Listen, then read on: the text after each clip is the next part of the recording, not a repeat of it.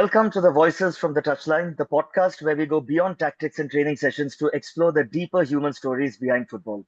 Today, I'm honored to sit down with a coach whose career has taken him from youth pitches in Greece to championship triumphs with his hometown club to the very front lines of football in places facing war and uncertainty. My guest joining from Dubai, Dimitris Potiris, is a highly motivated UEFA B licensed coach with over a decade of experience, having served as a youth development coach, academy director, and head coach across Greece and now in Dubai. In 2022, he achieved something truly special, leading his club, his childhood club, to a league title after 42 years. He's currently with PSG Academy in Dubai. But what makes his journey remarkable is not just the trophies, it's the courage to take football into the shadows of conflict, coaching in Iran during a time of escalating turmoil, where the game became more than just football. It became survival, hope, and human connection. Today, we'll be talking about his incredible journey in our episode, More Than Just Football, Coaching in the Shadow of War and Triumph. Dimitris, welcome to the show. It's a privilege to have you here. It's my honor, and your introduction was like more than I deserved. Thank you very much, and I hope you have a successful voices from the touchline. I hope you succeed your targets. Thank you very much for the opportunity to Oh, share thank you. my journey with you. Yes, we are all eager to hear, and we are going to start with a very standard question. What does football mean to you?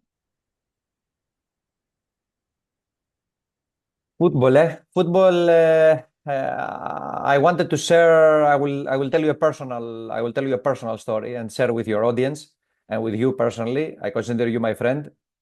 When I was 5 years old, my parents were divorced, and I left the big city, and my grandmother and my grandfather took me and raised me in a small area of Greece, 100 kilometers south from Athens, and the community was small. And it was very difficult. We are talking about early 90s. Okay, it was very difficult, raised by his parents and raised by his grandparents. So what football actually did for me was actually save me. Like, if you understand what I'm saying, like save me in the terms of put me somewhere where I thought I would belong. I was good at football. I was someone who was accepted by his teammates, and my upbringing made it much more easy and difficult, and it was a pathway for me to find myself. So football for me is actually something that it was a lifeboat, and I couldn't be away from football. So I played football, and I'm a coach, and I consider myself someone who will be in football till the last breath, say it like that. So that's what football means for me, and I try to give back to football. If you understand what I'm trying to say. 100%. I think that's the passion that a lot of coaches all around the world carry. And today is going to be, of course, a very emotional conversation because we are going to be going into things or other topics that are not exactly to do with the field, but more to do with off the field. So let's start at your heart. How did it feel to win the league in 2022 with your hometown club after 42 years? What did that moment mean to you personally?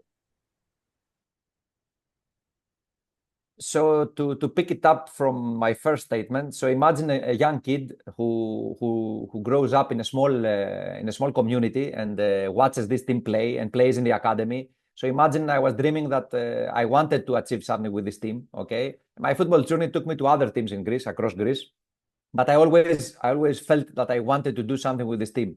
I didn't manage to do it as a player. So when I finished my career, 2015, I finished my career in this team as a captain. So I started planning this in my mind because there were a lot of good grassroots players. So I had an idea. And 2022, and after COVID, it all accumulated for this thing to happen. It was not by chance, for sure. A lot of things happened, which was like probably meant to be. Some call it luck, some call it like extreme luck, but a lot of things happened. And 2022, uh, what I was dreaming since I was a kid happened in reality, and the way it happened, even like Hollywood producers and screenwriters, script writers couldn't imagine that. So whatever I achieve in my life, in my career, uh, the fact that me as a football coach, after 42 years, uh, me being the protagonist alongside the players, of course, achieving that, whatever I achieve from now on in my career wouldn't top that. Like I feel full, and I feel like I have achieved. I win the World Cup. If you understand what I'm trying to say, because the fourth division Greece, nobody knows. A small city, like a regional championship, nobody knows. But for me personally, and for the players that we achieved that, let's say about like 15, 20 players that we played together, most of the players that we win the league, I played with them. Okay, so it means the world. So let's close it like this. Whatever I achieve from now on in my career, maybe nothing, maybe I win the World Cup. This league will top it. That's my sense. That's my like my feeling. Yeah, I mean, some records, of course, can't be changed, and this is going to be with you lifelong.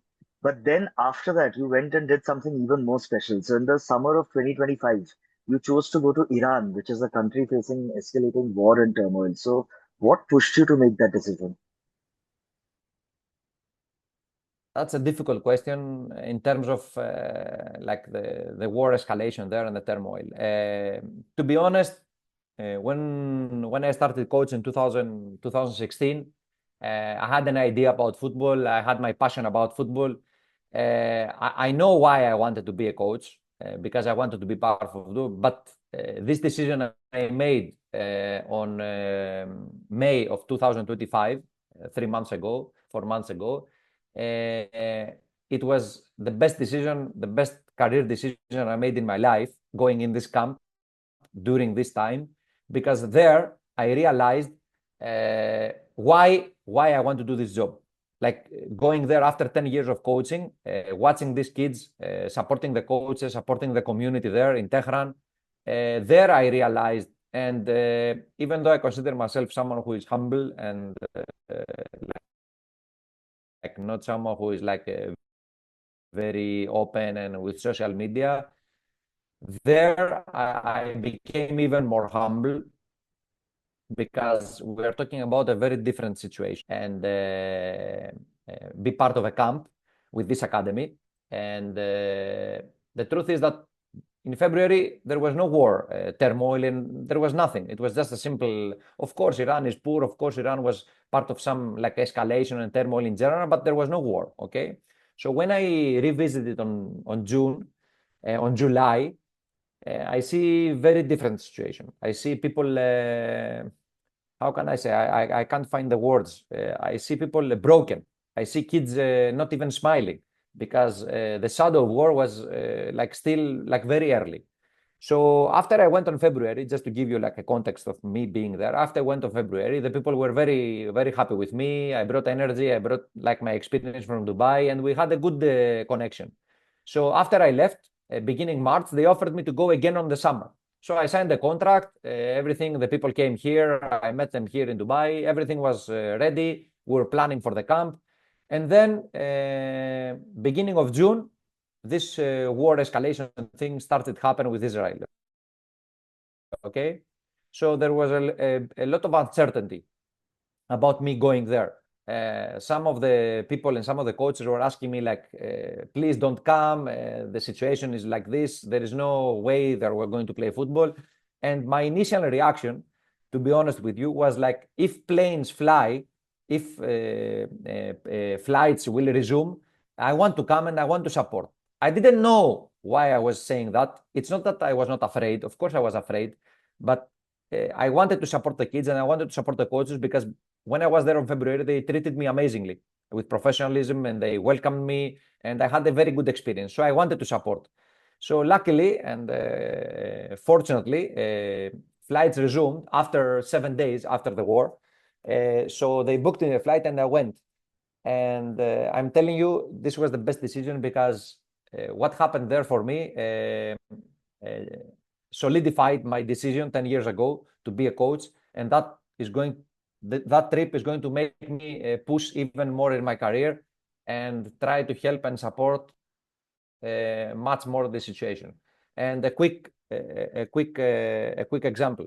After I was before I leave, like 2 days before I leave, we had a meeting with the coaches, and I said to them that if one coach of you after 10 years has an offer from somewhere, like a war zone, to go to Palestine, or I don't know which other country will have war, or Russia, Ukraine, and you reject because you are afraid, then I would have failed. So I'm trying not to play someone who is always talking and talking, because now podcast is talking, you know. For me in my life and my coaching career, it's not about what you say, it's what you do. So I made the decision and went. So I try to inspire these coaches, these young coaches, like 25, 26, even 30. All the coaches are young there, and they have dreams and they have aspirations.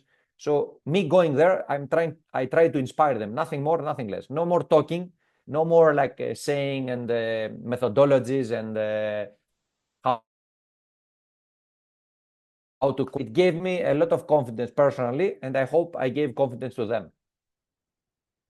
Well, I mean, this is true courage though, because it does take guts to get into an environment. So, was there a moment in Iran, like a single face, a conversation, or a child's eyes that actually made you stop and realize that this is why I coach?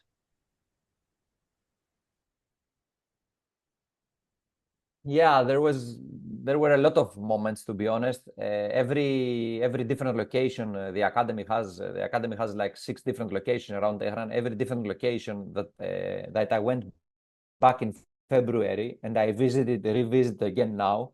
I saw kids. How can I say it? Like, it's different. There was no smile. You know, of course, Dimitris came again, and we will coach again, and we will play, and we will have fun. But this was different. The first 2, 3 days in each location, like the first 2 weeks, it was very difficult. I tried to engage them with fun games and play and enjoy. It was very difficult. But at some point, after 2, 3 days in each location, I saw the kids starting to forget about the situation, this uncertainty. I saw the coaches starting to forget all this. And that for me is something that resonates. And football can be professional, football can be about tactics, football can be about skills, about technique, of course. But when you go in this type of situations, you have to adapt, and you have to make it like even more fun and even more engaging. And that helped me a lot. And now that you're asking me for one example, I will tell you in one location in Tehran, near the Azadi complex. It's called the Azadi complex, which is the football national team official ground. So we were training right next to it, and I saw some kids that they were like staring at the stadium, and I was trying to motivate them and trying to make it fun.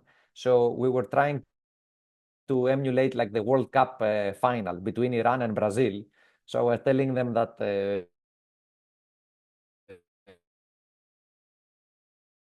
against Iran, so you have to think that you are playing, and let's try to win the game. And we are Iran, and we play against Brazil. And we played for 20 minutes, like the final match of the training session. And I was watching them playing, and I couldn't believe what I was seeing.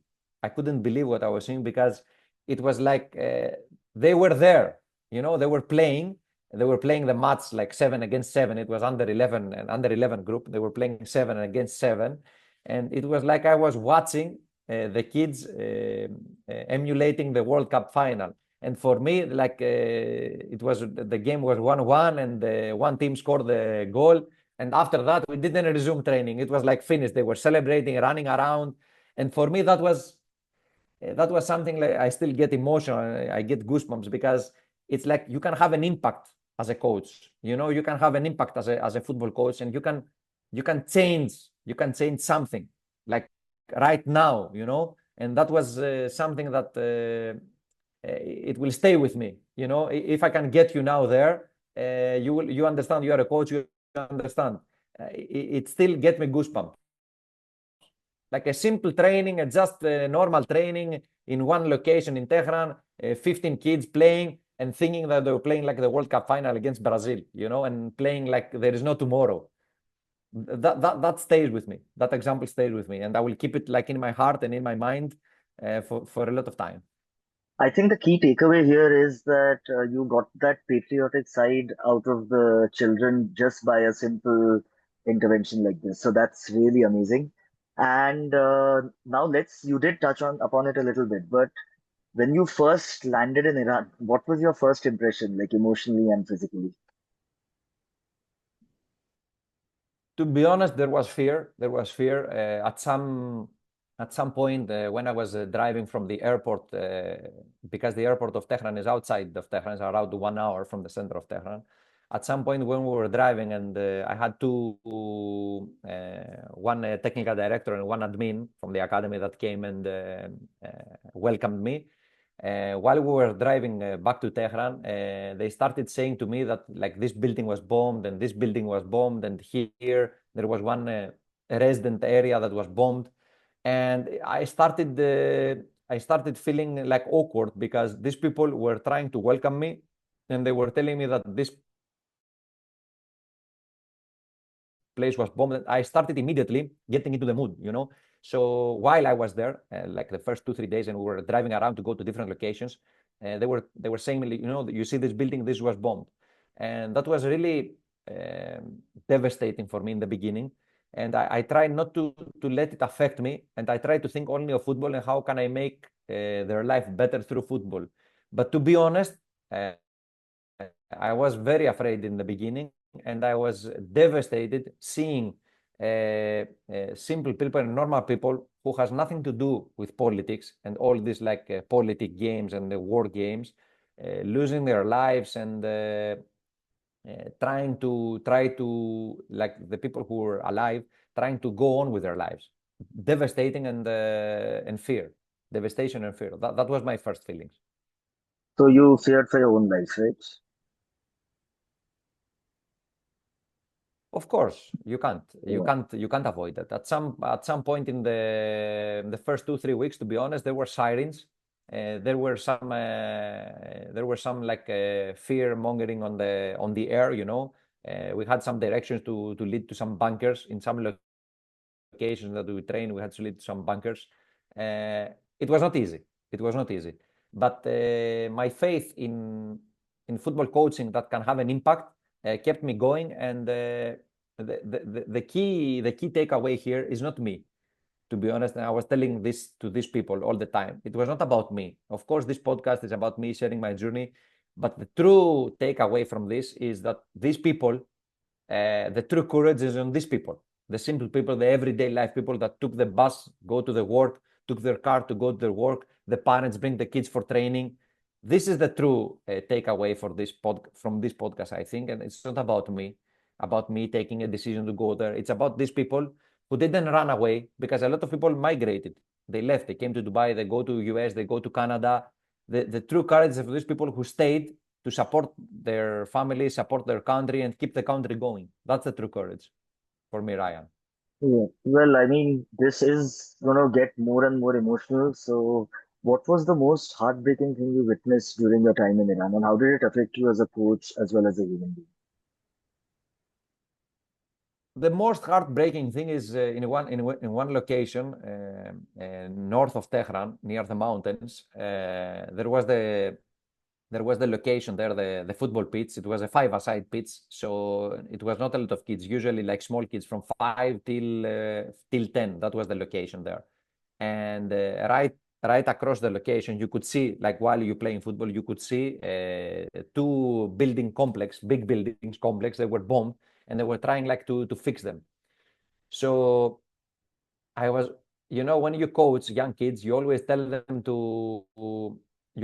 like when they are driving the ball to look up, you don't look down, and like basic technical skills. And for the first time in my life, I was coaching and we were having fun, and I wanted to say, don't look up, because I didn't want them to look and have an idea what's happening around them. It was the first time. So we were trying to play like games with the coaches that they don't have to look up, just put the ball down, play the ball down, because I didn't want to look up. And when I was looking up, I was losing my, how can I say it? I was losing my focus on training and my focus on what I wanted to go to do there. Because imagine you are playing football in a pitch, and the building is big and it's bombed. So that was not just heartbreaking. That was like something that you can't go away from that easily. So you have to find ways to make it go away. It's not easy, and that was very difficult for me mentally and for the kids. Right. I mean, I like this. I really like how you've mentioned something so simple yet so big that now in dribbling, we're always telling our kids to look up, but then when they look up in an environment like this, it isn't very positive. So, yeah, I really love that. And now, again, this brings me to another question that many coaches see their work as technical and tactical. But did Iran show you a different side to coaching, something deeper? Yeah, to be honest, there is a lot of potential in this country. I don't like to say the word talent. I don't like the word talent because I've seen what the word talent have done to kids in Greece at least, and I see what it has done here in Dubai. I'm 3 years now here, so I like to say potential. So I've seen a lot of potential in Iran, a lot of potential. Kids hungry and thirsty for training and for football because Iran is a poor country, okay? And the kids see professional football as a like a getaway for their life. And I see a lot of potential. And to be honest, there is a small difference between Dubai and Greece in Iran. And the difference is that the kids actually listen to you. It's not only me, even the coaches there who are not like professional coaches or some like very popular coaches. The kids actually listen to you. So what I realized there is like from training session 1 till training session 24, 25 that we finished in this location, okay, uh, the improvement was immense. Not because of the training that I am applying or the training that the coaches apply.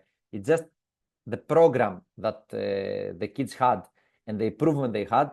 I haven't seen that in Greece and I haven't seen that in Dubai. And that says a lot about the kids there, about their mentality, about their and about their potential. So what I actually took away from Iran, me as a coach, is that before before the technique, before the tactic, before the formation, before the flashy and the fancy coaches, before the equipment, you have to dig deep in your players and understand what do they want to do in their lives, what's the environment, you know. And to be honest, I see my career going in this kind of countries. You come from a country which is not a very rich country, it's a poor country, and you see the grit in the player and you see the potential. So I see myself the next years coaching in this kind of environments because a coach in this kind of environments, I think he can achieve more. That, that's the key takeaway I take from Iran. Well, I think, see, you mentioned about the kids actually listening and all that. I think a lot to do is with the escape routes. That with all the havoc that's happening in the city, in the country, maybe football is their respite. It's their escape route, right? Mm-hmm. Yep. So now, when we began the podcast, you mentioned about how important football is in your life. But after you've looked at a place or coached in a place with so much pain and uncertainty, has your outlook on the game changed at all?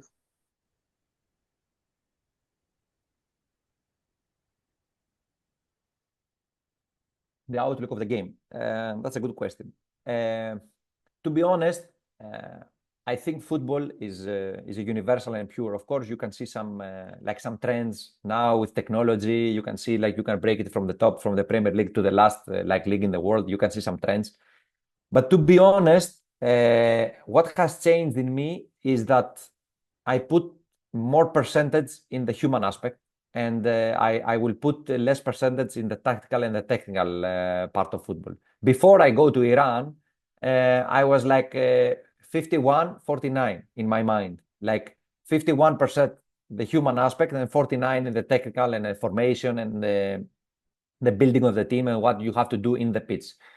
After I left Iran, now I'm 60-40 and maybe more in my mind. So more important for me now is the team building, is actually know the people that we are working with, understand where are they coming from, what they want to achieve in their lives, even if we're talking about kids, teenagers or adults, for me is more important. And after you realize in what environment you are, what kind of coach you are, what kind of people you have in your team, what kind of players you have in your team, then you start implementing your game model, your methodology, and your training structure. That's what make it different for me. I was like this before, but while I was in Iran and I experienced all this situation, now I am even more like that. So I would pay even more attention to the human aspect. And maybe some situations like outside of football, like team building, instead of training 5 times a week, go 4 times a week, and 1 time per week, go do something else with the team. Go do an activity like paintball, go watch a movie, go visit a museum, learn about the culture of the culture of the country you are. That's what make it different. Like make it even more for the human aspect and the team building aspect instead of the tactical and the technical thing. That's what Right. I So would I say. think, yeah, I think in the football fraternity, or in the coaching fraternity, there's a big saying that the person comes before the player. But I think in the environment you have gone into, you have actually got to practically implement this method. So that's incredible. Mm, Now, again, exactly. since we are talking about Iran, we'll be even more specific now. Is there any one particular player or a coach whose passion really shook you, or is there a story you can narrate about anyone? Uh, there is a lot of potential also in the coaches there. Without trying to disrespect like the AFC courses or the AFC licenses, okay. What I actually realized that is that the coaches, and maybe some other guest you have who is like AFC licensed from another country or from Iran. I don't know if you have like any guest from Iran, but maybe they would correct me. But the coaches lacked. They didn't lack the potential or the knowledge. They lacked the structure in training. You know, like we start with a warm up, we get to the main topic of the exercise. We make 1 or 2 exercises in the main topic, and then we go in the final match, and we're trying to correct, and we're trying to remind the players what we did during the training. You know, that was what they lacked. But there was a lot of good coaches, a lot of potential. Uh, a story that I want to share or doesn't come into my mind now. Uh, but what I can say about Iranian players and Iranian coaches is that uh, if if you could actually apply some structured training, I could see Iran in the next, of course, with political stability and not so much poverty and some funding from the government. In the next like 20, 30 years, I see Iran like Morocco, like compete straight ahead with the big teams like France, Germany, Spain, Italy, Brazil, Argentina, if you give them structured training. Because I think Morocco is a big example, like a small country, African country. I think there are other countries like Morocco, and Iran is one of them, because Iran have never progressed through the group stage of the World Cup. So I think if you give them, if it could be applied like structured training, I think sky is the limit for Iran. Well, yes, definitely. And plus, you come with experience of doing or achieving abroad. So I'm sure a lot of the input can be useful. And there's a line in your story, which is winning a league title at home, then going to a place where football is survival. So how do you carry both of those experiences in your heart today? Two totally different experiences. Winning the league with my childhood club was like a dream come true into a safe environment, in my country, in my area, in my region, and going to Iran and training young kids and not playing some kind of competition. In my mind now, if you ask me, I will tell you that they both hold the same weight and the same value, and that is because it's two total different experience. But reflecting my journey now, that after it's been a month that I have been here in Dubai, 3 weeks, and starting back in the routine, they hold the same value, and that means a lot to me. I didn't expect that, to be honest. I didn't expect that before going. I didn't expect that while I was there. But me coming back and reflecting on this, in my heart and in my mind, they hold the same weight and the same value, and that means a lot. And I didn't expect that, because one was like in a safe environment, but it was like something very big we achieved together with my friends and with my players. And the other one was something that I did alone. And I went there and I became even more humble than I was before. And in my mind, it has changed me as much as winning the league with my club changed me. So they both hold the same value in my mind. It's like winning a league also in Iran, but winning another type of league, if you Right. understand what I'm trying to say. Definitely powerful words. So then, how do you talk to young players now? So maybe in, let's say, young players in a more comfortable environment, like in at your academy in Dubai, about the privilege of the game, having seen the other side of life, where football can mean hope. Yeah, to be honest, I was thinking about that a couple of days ago. In PSG Academy UAE, we have eight different locations across Dubai and Abu Dhabi. And me personally, I'm a head coach in one of the locations. And I also have two groups, an under 8 group and an under 13 group, okay, trials. In around 30 players, around 18 or 19 different nationalities. So it's a very difficult thing because all these kids come from different cultures. Tunisia, Algeria, France, I forget like so many nationalities. Philippines, China, Indonesia, USA, Italia. So whatever you are trying to say to these kids, it's very difficult because the most important thing is for the kids to actually experience something. It's very difficult. So I'm trying to talk less and try to give less examples and try to emulate that in training. What I'm trying to say is that uh, most of the kids here, everything is given, like everything is given easily. So what I'm trying to do in training is whatever you are trying to do in training, you have to earn it. So even like in the kickoff, or even like who is going to be the captain, or even who is going to be first in the line, you have to earn it. It's not going to be by chance. So either it's like a quiz about football, or is someone who is like the fastest, or someone who is going to do like more kick-ups in the warm-up, so he will be the captain. So I'm trying to find ways inside training. So whatever they want, even like to kick a foul, to make like a direct free kick, or kick the penalty. They have to earn it.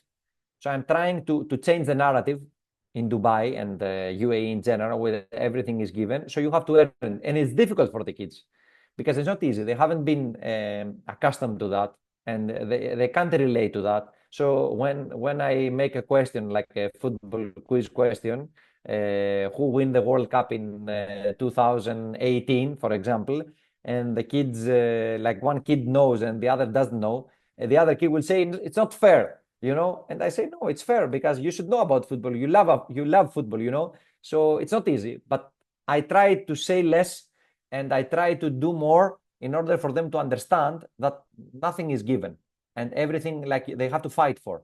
That's my mentality here in Dubai. Yes, I'm sure you're going to succeed, and you've gone to a place where you've achieved the impossible, I would say. I really liked how you said that you have won two league titles, one, of course, the traditional one, and one in a different way. So, what is your message to the coaches who are listening right now, who might be feeling a little uninspired or overwhelmed or disconnected about the true impact of this calling? First of all, I want to say that I'm in no position to give advice to anyone, and I really believe that because I'm just a simple coach like you and like all your audience and all the other guys. What what I'm in a position to say now, I'm 40 years old, and my journey like gets me like to my 10th year as a coach now. What I can say is that if you do this job, you have to really know why are you doing this job. And I hope and I wish to everyone who is listening to find an opportunity to make this decision and understand why they are doing this job. This job is not about money. If you want to have money, you should find another job because this job is not about money. This job is about having an impact and trying to do something and change lives if you can sometimes. And there is a big it's not a quote, it's not like a comment. There is a big thing that football can have an impact on you, even if you are like a football coach, if you're a player. So this comment is that when when you coach and when you are like in the football ground and when you are in the training session or in the game, it's like nothing the world stops around you. That's how I feel.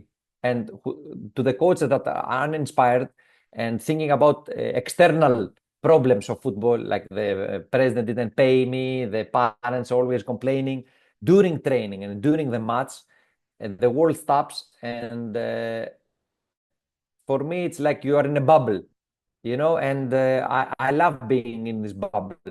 And the coach shouldn't forget that this bubble is what actually makes them being in football. So For sure. that's my, Yeah.